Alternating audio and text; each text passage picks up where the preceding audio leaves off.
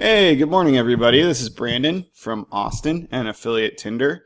Today I'm going to be going over a couple of things. This is my second episode in my video series. The first mini video series just went into a little bit of what I was doing here, which is edifying on different SEO techniques and affiliate techniques you can start using to build your own passive income. So today we're going to be looking at the value of constant content, which is the first topic, and also the things you can do to utilize social media to begin bridging your gap as you're looking for traffic in between your sandbox time, which is when you first start a website and are trying to rank on Google, normally 6 months, and what you can do with social networks to start getting traffic immediately. In our example today, we're going to be using Twitter, but you can use several different social networks and tools to begin growing your presence there and gaining a following. We're going to go over some reasons as to why that's helpful. But first, we're just going to really dive into the SEO and constant content side. For the example today, I'm going to be using Lazy Bets, which is a site I run with my friend David. It's really a passion project. We don't make a tremendous amount of money on it right now. I don't know if we ever will. We don't really care. And that's part of the core fundamentals here for affiliate marketing is when you're building a passive income and you're building a site, you need to really, really give a shit about what you're writing about, because that's going to be very apparent to your reader. If you don't care about them, if you don't care about their process, then they're really not going to care about you and they'll bounce. So what David and I do every single day is we write free picks for Major League Baseball, soccer right now, which is brand new as of this week, and the NBA. And we've been doing that now for a couple of weeks, and the results have been pretty interesting. But the point is, we have a constant content strategy. Every single day, we're posting 2 to 3 new articles, which are anywhere from 500 to 1,000 words. In addition, I also have a backlog of content that I haven't released yet, largely due to the fact that I haven't had time to edit and curate some of my own stuff with a lot of my activities going on. And that's a good problem to have. If you can get to that space in your content strategy, you're not going to run out of things to put on your website. You're always going to have something fresh. And that's what Google wants. There's a real value to a constant content strategy. You can do a bunch of Googling on how to rank your website, and you're going to find a lot of different techniques. I'll go into some of them. I won't go into others. There's a variety of techniques out there, from gray hat to black hat techniques. I can't go into everything, but the thing that I can teach you is that constant content will be rewarded as long as you lay your content the right way. We're going to go into that in successive videos here. As a start, I want anybody who's watching, if you already have a website or if you're starting a brand new one, to just start seeing that you have to write a ton of content. Josh Fetcher from LinkedIn, he's part of a really, really cool group, a marketing group that he's made up. And one of the cool things about him is how he tells the story of how he was really, really terrible at content at first. In his words, he went through and he was writing articles, trying to gain a following from professional leaders. And he wouldn't even send it to his mom because his mom wouldn't read his stuff.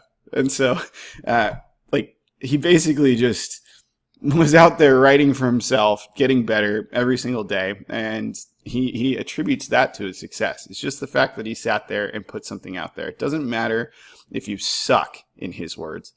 As long as you have something to put out there for your readers that you're trying to improve, and as long as you're trying to give them something of value, right? That is the key. So as long as you're out here writing every single day, and as long as you're writing about something that you like and caring about your customers, you're going to start seeing rewards for that. It's a matter of consistency, and it's a matter of time. So that's what David and I are doing here. We're already starting to see some really positive results. I'm not going to get into the tools that we use, but we're already starting to rank for free MLB picks ATS, which is against the spread. These have some pretty valuable search terms, search volumes to them. And so we're pretty excited to see that over a couple of weeks here. And we're being rewarded early for the types of activities that we're doing on SEO. But I think a lot of that is attributable to Twitter and some of the presence that we've seen there. I recently started a Lazy Bets Twitter account, and so I'm going to log into that. Give me just a second here. So this is our Lazy Bets Twitter account. Really what we do is we post every single day in here and try to stay as active as we can. We only have 82 followers right now, but that's not really the point that I'm so concerned about. We use a tool here to aggregate a lot of our followers and try and follow certain topics that are trending, hashtagged topics like sports.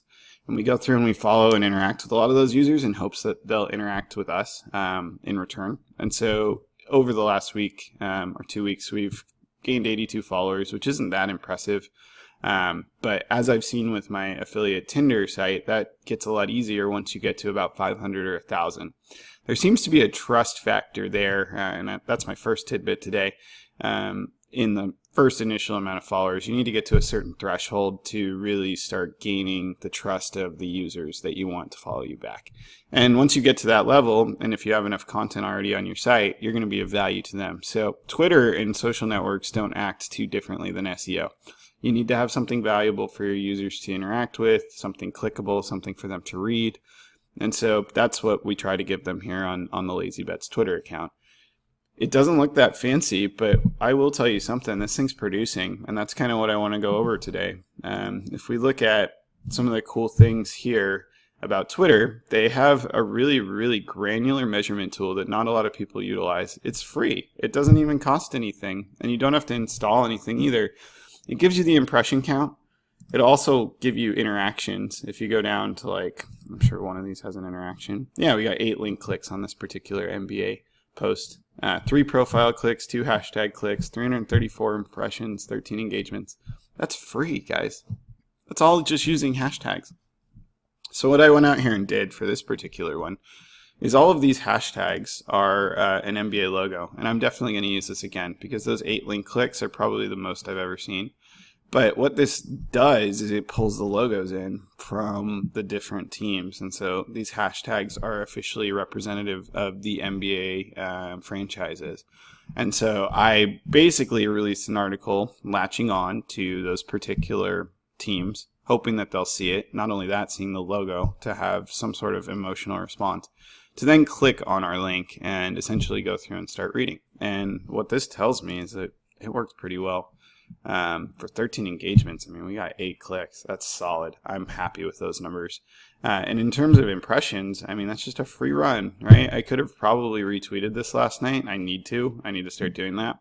And at that point, I would have doubled my impression count. I'm looking at another potentially 16 clicks if I am hitting that twice in one night. Those are big numbers, right? And so that's where we see things like this. So this is our Google Analytics over the last week, and you're starting to see active users, and that makes me very encouraged. This is our last week. You can see on Wednesday we had 9, Thursday 4, Friday 5, Saturday 3. Some interesting stuff happened during those periods, and I think it's worth noting. I was in Salt Lake City, and I did not have time to write the articles that I normally do. So the NBA was on hiatus for 4 days. In addition, David, my partner, didn't have access to the Twitter account. We got locked out and needed to reset our password, something that I didn't have the capability to do on my feet. And so what we saw here was really a dearth in our audience. Look at that. It's crazy. But then on Tuesday, Monday we were back in with 2 articles, right back to our normal 10. On Tuesday, we tripled our article count. We added a Donald Trump article, which included his odds to essentially be stripped of the presidency, which were pulled from Bovada. I thought that was a really, really interesting article to write, and it got us some clicks. In addition, we wrote a Champions League article, which is the big soccer football tournament going on right now in Europe. And Liverpool won yesterday, which means a lot of clicks were had. You'll never walk alone, everybody. But honestly, the thing that's coolest about this to me is it's starting to prove the concept of not only articles in a sense that you need constant content from Google, but what it can do from a social perspective.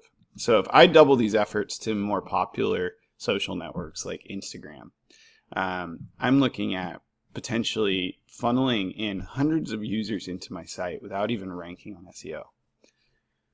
Think about that. And the other thing is, if you start to do a site like this where it's really content that's editorial every single day, you'll start to see residual audience numbers. And that's what's cool.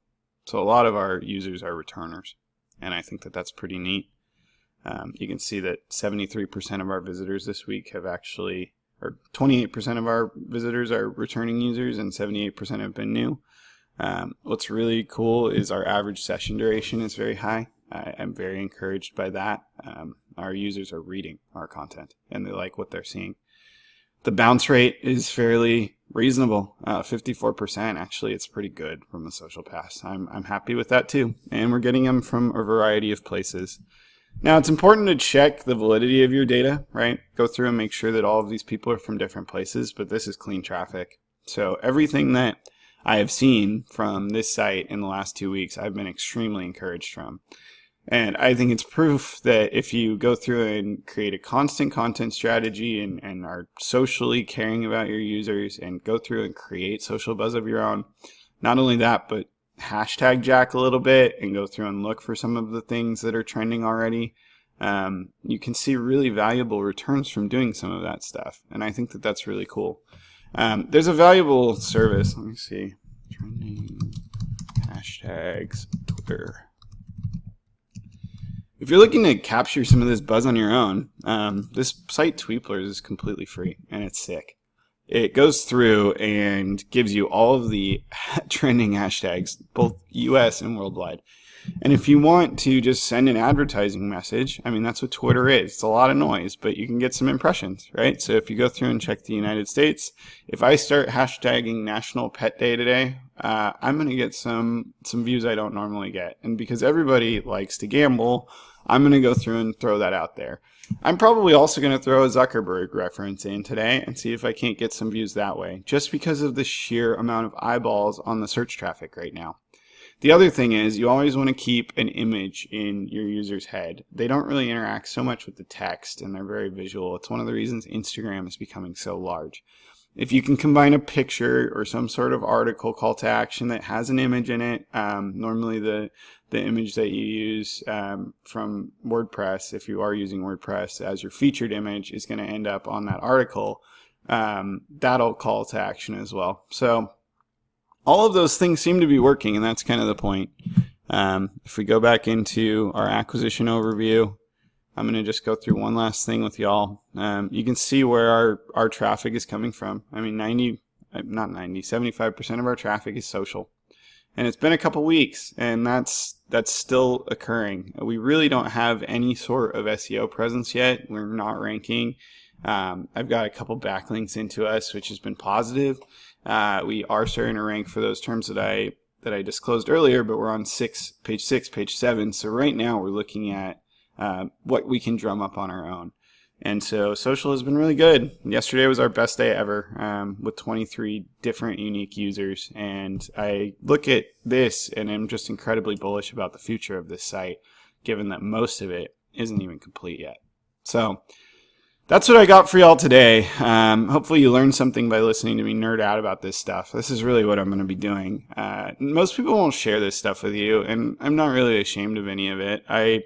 I think that this is really cool, and when you see a bunch of users begin to interact with a product that they like, being transparent with them is a completely different view. We see Zuckerberg right now, and it's pretty interesting to me. I watch that, and I wonder what it must feel like to be him. He could really say anything to that board of senators, and they really wouldn't have any understanding of what he's saying. That's an education problem, and so hopefully by watching some of these videos, you get a sense of what's going on here and how you can rank sites. And hopefully what I'll leave you with is a way to do it ethically. I can't stress that enough. This really won't work if we don't use ethics to shape the persuasion that we're capable of having using the internet. One of the reasons that I like affiliate marketing is it's a win-win-win if everybody's looking out for each other. One of the reasons I don't like affiliate marketing is oftentimes people are not looking out for each other. They're only looking out for themselves. If you can create this sort of peace and harmony between all your consumers, your partners, and your advertisers. The customer gets the best product they possibly could get. They get content around it that makes them feel more reassured in their purchase and more comfortable. And they get an advertiser who cares about them too. I don't see any problem with any of that. What I do see a problem with is when we go through and start using people's data and using people's things against them in ways that are ethically challenging and coercive, and when the rhetoric that we use is inappropriate. And I worry that many advertisers in the space are going in that direction. I hope that what we can see here is that a harmony between all of us caring about our customers and creating content that is valuable is something that really makes the internet a pretty incredible place. And that's really what I hope to have a hand in creating here in the next couple months. I really don't care what I get back from this. I just hope that y'all see some of the value that can be accomplished just by being you and caring about what you care about, picking the right domain, creating some content, and sharing it with social. It can be pretty impressive.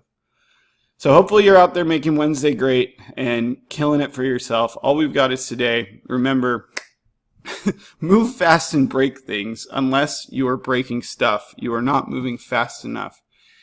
I got this today. It's April 11th. Mark Zuckerberg is in front of the Senate, and for some reason, he's on my quotes calendar. Bizarre. See y'all later.